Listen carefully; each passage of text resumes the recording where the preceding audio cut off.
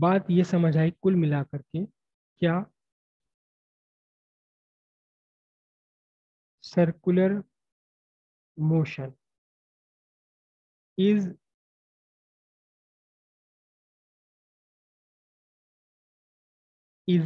Accelerated motion, चाहे ये uniform circular motion हो या नॉन यूनिफॉर्म सर्कुलर मोशन हो, circular motion is accelerated motion. सीधी सीधी सी बात निकल कर ये आई, circular motion is accelerated motion. ठीक है।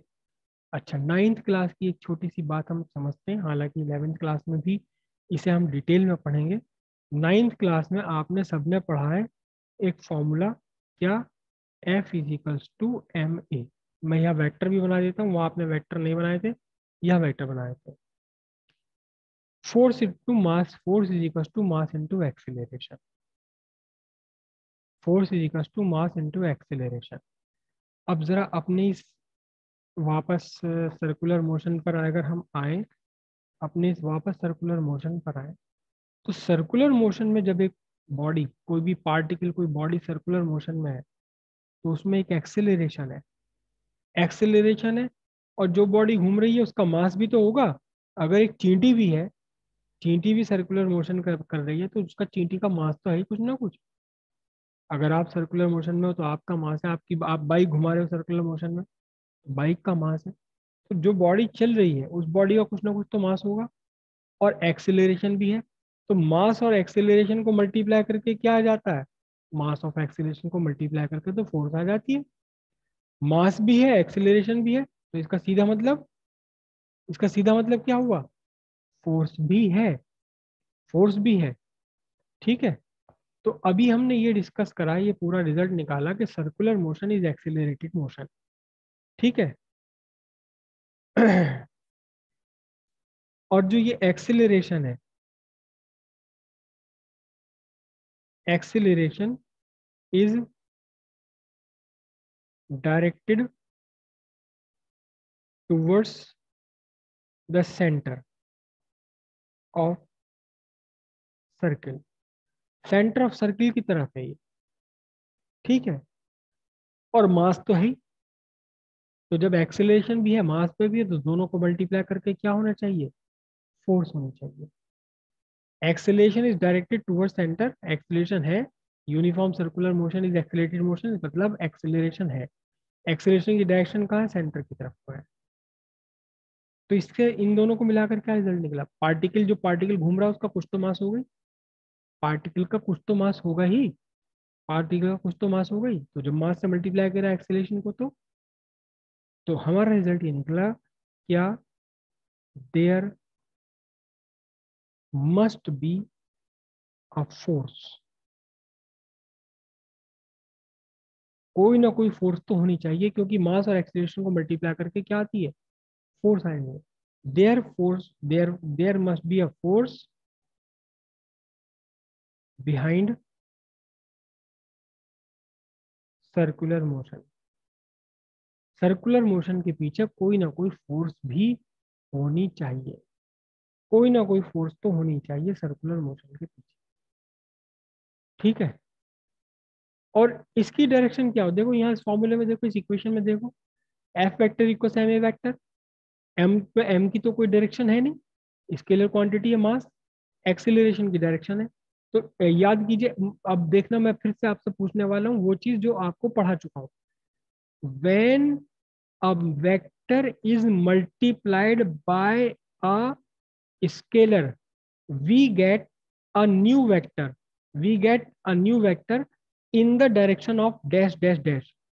मेरा क्वेश्चन समझ लीजिए, when a vector is multiplied by a scalar, we get a new vector in the direction of dash dash dash dash dash। कौन मेरे इस dash dash dash dot dot dot को पूरा करेगा, वर्णिका आप बताइए। Sir, in the direction of given vector. बहुत बढ़िया, very good. When a vector is multiplied with a scalar, the product is a vector in the direction of given vector. तो जब force mass को आपने स्केलर मास को आपने vector A acceleration vector के साथ मल्टीप्लाई करा तो आपको मिला फोर्स वेक्टर, और इस फोर्स वेक्टर की डायरेक्शन क्या होगी? वही डायरेक्शन होगी जो कि एक्सेलरेशन की डायरेक्शन है। तो in circular motion there must be force behind circular motion. Circular motion में कोई ना कोई फोर्स होनी चाहिए, ठीक है। कहाँ होनी चाहिए? डायरेक्टेड, किसकी तरफ को डायरेक्टेड होना चाहिए? Towards the centre of sir, centre of circle की तरफ ये फोर्स होनी चाहिए, है ना। और this force is called, this force is called, बहुत सिंपल सी बात है, इसे क्या कहेंगे हम? Centripetal force. क्या कहेंगे इसे हम इसे सेंट्रीपिटल फोर्स कहेंगे, क्योंकि ये सेंटर की तरफ काम करेगी, उसी डायरेक्शन में काम करेगी जिस डायरेक्शन में एक्सेलरेशन है। एक्सेलरेशन को सेंट्रीपिटल एक्सेलरेशन कहा था, तो इसे इसके इस एक्सेलरेशन के पीछे जो फोर्स है उसे हम सेंट्रीपिटल फोर्स कहेंगे। बहुत ध्यान रखिएगा, force, force is the cause,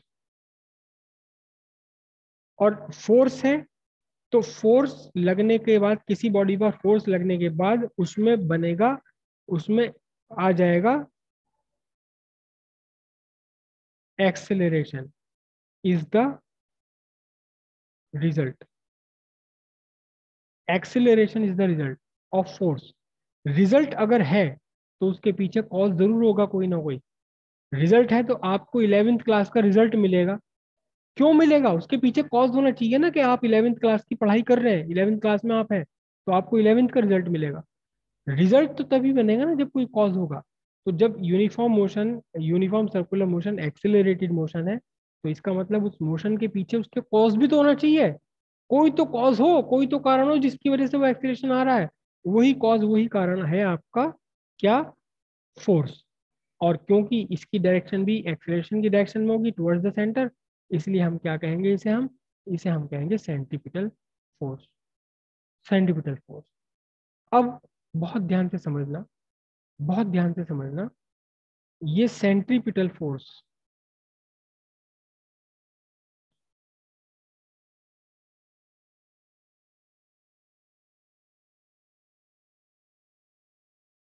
आती कहाँ से है?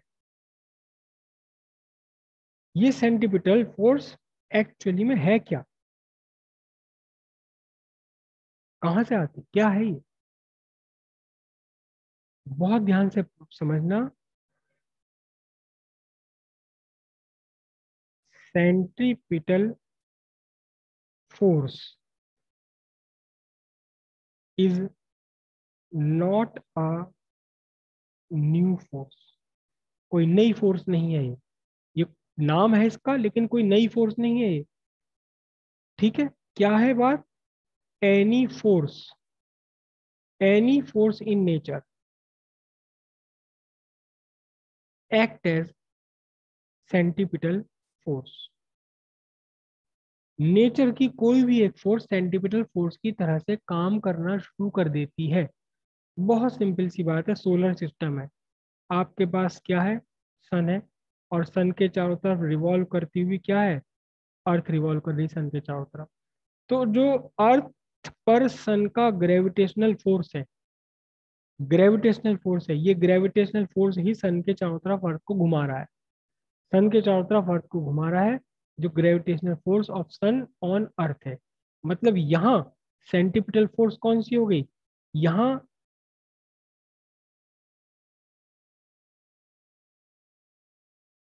ग्रेविटेशनल फोर्स ऑन अर्थ किसने लगाई है? By the sun act as centripetal force. जो ग्रेविटेशनल फोर्स ऑफ अट्रैक्शन है, सन की अट्रैक्शन अर्थ पर, ये अट्रैक्शन ही सेंट्रीपिटल फोर्स बन जाता है, सेंट्रीपिटल फोर्स की तरह काम करने लगता है। एक नॉर्मल सा एक एग्जांपल आपका, बहुत सिंपल। एक पॉजिटिव है न्यूक्लियस, और इसके चारों तरफ एक इलेक्ट्रॉन रिवॉल्व कर रहा है, सर्कुलर मोशन में है इलेक्ट्रॉन, ऐसे रिवॉल्व कर रहा है। तो इसे रिवॉल्व करने के लिए सेंट्रीपिटल फोर्स कहाँ से आ रही है? इसके ऊपर एक इलेक्ट्रोस्टैटिक फोर्स है। कौन सी फोर्स है? Electrostatic force, electrostatic force of attraction on this electron by nucleus. This electrostatic force start acting as this electrostatic force provide necessary centripetal force. ये ग्रेविटेशनल फोर्स, यहाँ ग्रेविटेशनल फोर्स प्रोवाइड क्या provide करती है? Centripetal force provide कर देती है। Gravitational force centripetal force की तरह से एक्ट करने लगी। Electrostatic force, electrostatic force of attraction, ये सेंट्रीपिटल फोर्स की तरह से काम करने लगी। किसमें? इलेक्ट्रॉन और न्यूक्लियस के रिवोल्यूशन में। सन के अराउंड अर्थ के रिवोल्यूशन में कौन gravitational force start acting as centripetal force. Gravitational force centripetal force की तरह से काम करने लगती है। आपके हाथ में एक धागा है, धागे में आपने बांध रखा पत्थर, और इस स्ट्रक्चर को आप क्या बोलते हैं? जब आप पत्थर बांध लें धागे में, इसे आप बोलते हैं लंगड़। आप लंगड़ घुमा रहे हो, लंगड़ घुमा रहे हो, तो ये धागा, ये बॉडी है आपकी। जो धागे में टेंशन है, धागे का टेंशन यानी कि धागे का खिंचाव, यही बन जाता है सेंट्रीपिटल फोर्स। सेंट्रीपिटल फोर्स कहीं बाहर से नहीं आता। कोई भी एक फोर्स, नेचर का कोई भी एक फोर्स सेंट्रीपिटल फोर्स की तरह से बिहेव करना शुरू कर देता है। वो कौन सा फोर्स, नेचर का कौन सा फोर्स बिहेव करेगा सेंट्रीपिटल फोर्स की तरह से, डिपेंड करता है कि कौन किसके अराउंड घूम रहा है। आप हाथ में लेके लंगड़ घुमा रहे हो तो धागे का, डोर का, आपकी जो सद्दी है, इसका टेंशन, इसका खिंचाव ही सेंट्रीपिटल फोर्स की तरह से काम करना शुरू कर देता है।